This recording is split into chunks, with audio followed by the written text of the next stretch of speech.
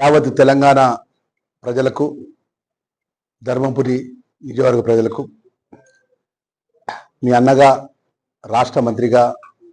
వినాయక చవితి శుభాకాంక్షలు తెలియజేస్తున్నా. అందరు కూడా సంతోషాలతోని, అష్టైశ్వర్యాలతోని